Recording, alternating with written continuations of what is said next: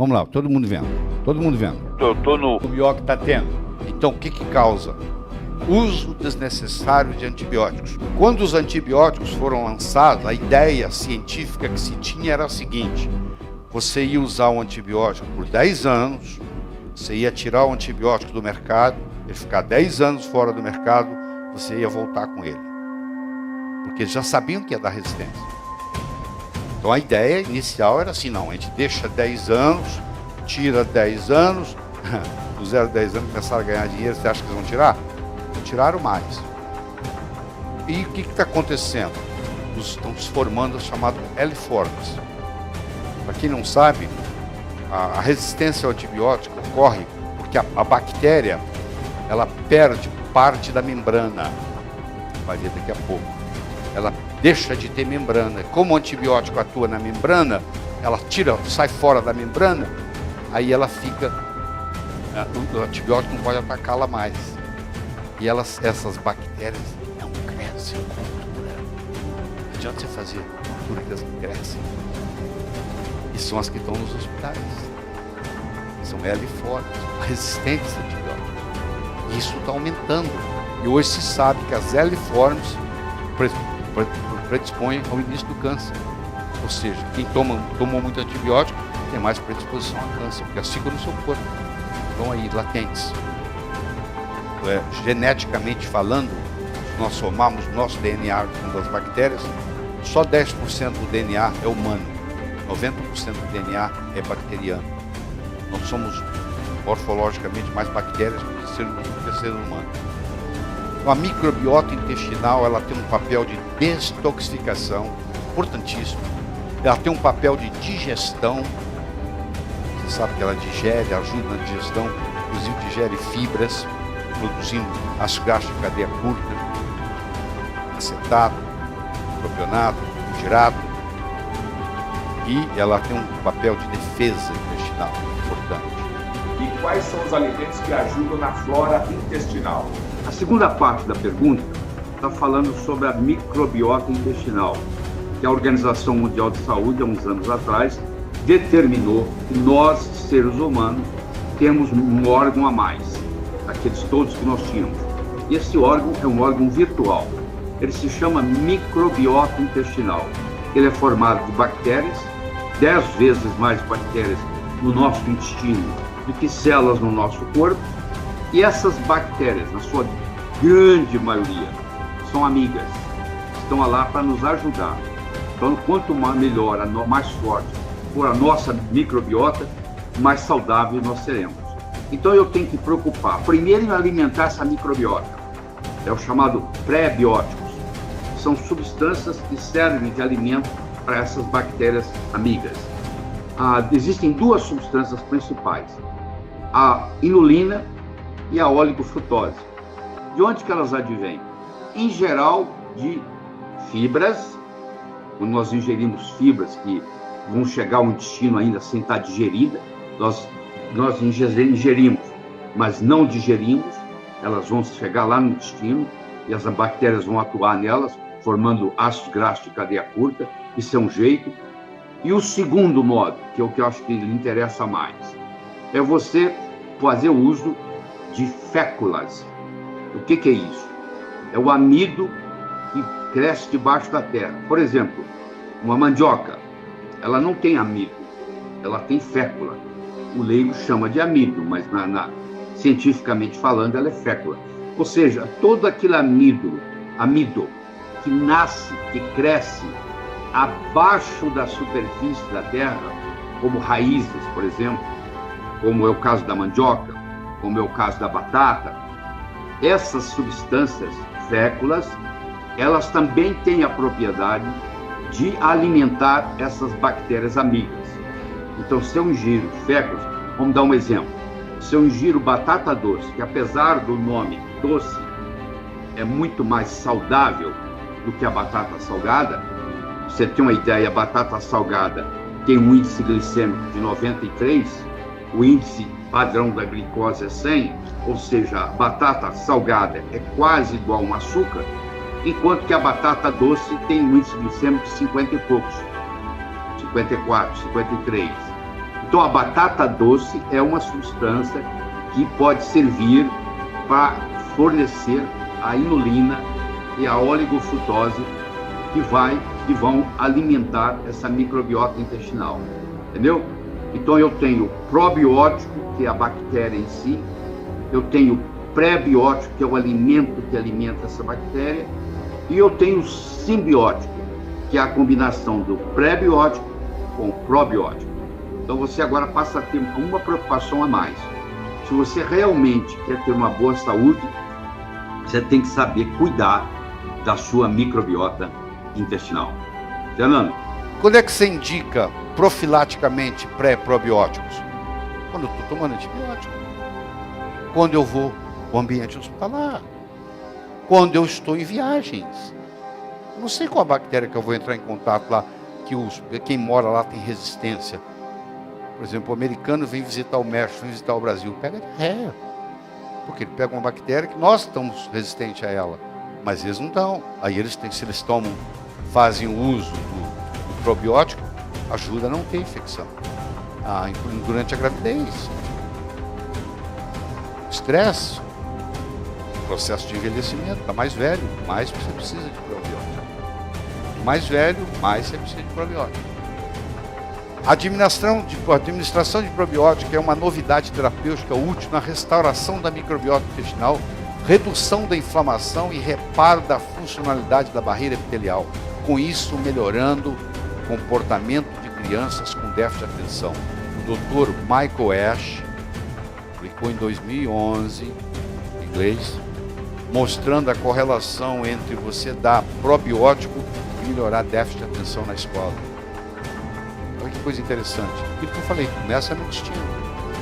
Então você faz o probiótico, melhora o déficit de atenção, ao invés de dar Ritalina. O aumento dramático da incidência e severidade de alergia e asma, que cresce em todos os países do mundo, tem a ver com a colonização da microbiota intestinal. Outros fatores ambientais também contribuem para esse estado atópico. A natureza te dá duas chances para você ter uma microbiota boa. Parto vaginal, quando passa pelo canal do parto, contamina com a flora da vagina da mãe. Se você fez cesárea, nasceu de cesárea, você deu essa chance, te dá uma segunda chance, que é a amamentação. Se você perdeu a primeira, não nasceu de cesárea, e perdeu a segunda, não amamentou, aí você vai ter uma predisposição a ter problemas de microbiota intestinal. Os trabalhos mostram que se você nasceu de cesárea, não amamentou, por toda a sua vida vai ser uma preocupação sua manter a microbiota. Você tem que estar sempre cuidando dela, tá? Porque vai ser difícil ela se manter espontaneamente. Então os probióticos depende do número de culturas, depende do tipo de cepas, depende da liberação entérica. Você tem que pedir, quando você ingere via oral, é um detalhezinho só. Isso o farmacêutico não está ligado, ele não é nem especialista nisso, ele vai errar. Se ele não estiver ligado nisso, você tem que dar com liberação entérica. A cápsula tem que ser resistente ao ácido clorídrico. Se ela não for resistente ao ácido clorídrico, ela morre no estômago. Aquilo ali é destruído, não passa, poxa. A maioria do pessoal tomando lactobacilo não serve para nada, porque eles não têm a lembrança de que tem que ser resistente no estômago. Tem que ser cápsulas entéricas que vão liberar no intestino. O contrário, não chega lá. Tem que ter potência na expiração. Não, nós colocamos 15 bilhões de lactobacilos aqui. Eu quero saber quanto que ele vai ter no dia da expiração, porque se você me dá um iogurte feito de leite pasteurizado, a empresa que fez o iogurte, é verdade, eles colocaram lá, 15 bilhões. Só que isso agora vem para sua geladeira e morre, porque o seu leite é pasteurizado, ele não consegue manter vivo. Quando você abre, não tem mais nada. É verdade, ele vai dizer para a Anvisa lá, vem cá para você ver, eu estou colocando 15 bilhões. Não quer dizer nada, ele não vai morrer, não vai chegar na sua mão. Eu quero saber quantas cepas, quantos formadores de cultura você tem na hora da expiração do produto. ele tem que ter pelo menos 10 cepas diferentes, ele tem que ser junto de prebiótico, senão ele morre, ele também come, o alimento dele é prebiótico. A liberação tem que ser entérica, como eu disse, no intestino delgado predomina os lactobacilos, no intestino grosso predomina o bífido. Tudo tem que ser feito com liberação entérica, senão não adianta nada. E coisas fermentadas tem bactérias probióticas. Se você usa kefir, por exemplo, é um jeito, tá? É um jeito. Se usar coalhada, é um jeito. Então tem vários modos de você... As pessoas que vivem mais de 100 anos, em geral, usam alimentos fermentados. Isso é muito importante. Quanto mais bifidobactérias e menos Streptococcus aureus na primeira colonização, mais propenso será o indivíduo a se manter magro na vida adulta. Esse é o trabalho de 2008 do American Journal of Clinical Nutrition, que é o melhor jornal de nutrição que tem no momento.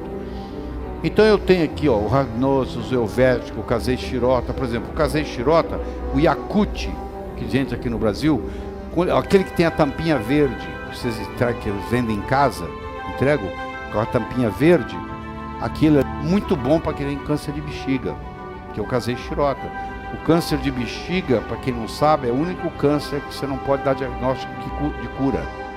Porque os cânceres em geral, quando passa 5 anos e não houve recidiva, ele está curado.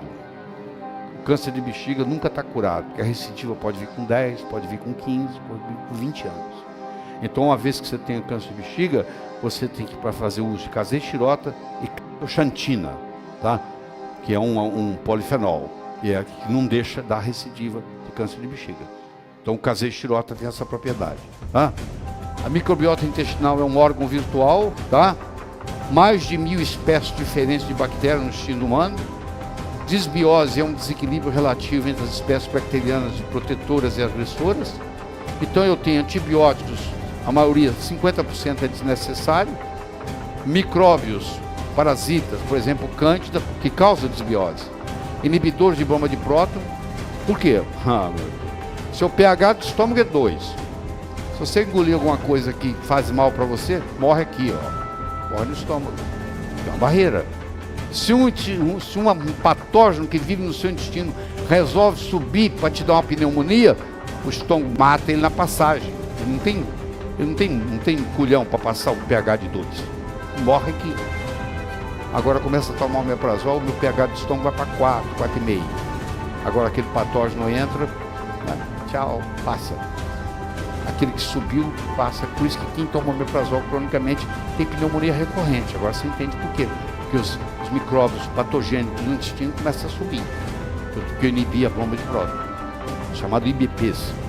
Inibidores da bomba de próton. Que o omeprazol é o campeão. Eu tenho má digestão dos alimentos, porque agora eu não produzo mais aquelas enzimas que as bactérias ajudam a produzir. Eu tenho aumento de toxinas, eu tenho envelhecimento. Quando eu passei de 50 anos, eu agora não produzo mais. Eu tenho uma queda na produção de bífidos. Por isso que os cânceres de colo vão aparecer, geralmente, depois de 50 anos. Que é onde eu tenho uma queda de bífido. Se eu tenho mais de 50, o que eu vou fazer? Toda noite eu tomo um bifidobactéria na hora de dormir. Qual o problema? Eu tomo na hora de deitar, antes de eu pôr minha melatonina, eu vou tomar um bífido. Porque eu sei que eu tenho, se eu quero manter meu intestino saudável, pronto para vender fezes para os Estados Unidos, porque estão comprando agora. Você viu o anúncio? Então hoje você pode, mudando a sua microbiota intestinal, você pode emagrecer e permanecer magro. Aqui está uma formulação, isso aí é alimento, isso aí não é remédio, por isso que eu estou colocando aqui, isso é alimento. Você pode fazer isso, pedir isso numa farmácia de manipulação. Eles podem fazer uma forma para você, um probiótico, que ajuda a emagrecer e a permanecer magro. Muitas vezes você emagrece, mas você ganha o peso de novo, porque você não tem esses probióticos que eu estou citando aí no seu intestino. E o magro tem eles aí. Então quem é magro tem isso aí. E aí isso aí complementa a sua microbiota intestinal. A nota que você dá de 1 a 10. Eu espero que você ajude a divulgar isso aí. Passa isso para os amigos. Um presente mandar esse link. E se ainda não recebe os áudios incríveis e gratuitos do Dr. Lair, mande um WhatsApp com a palavra "Eu quero" para o número DDD 35 988 26 1891 e receba conteúdo gratuitamente de um doutor que, sem dúvidas, é o melhor que tá tendo.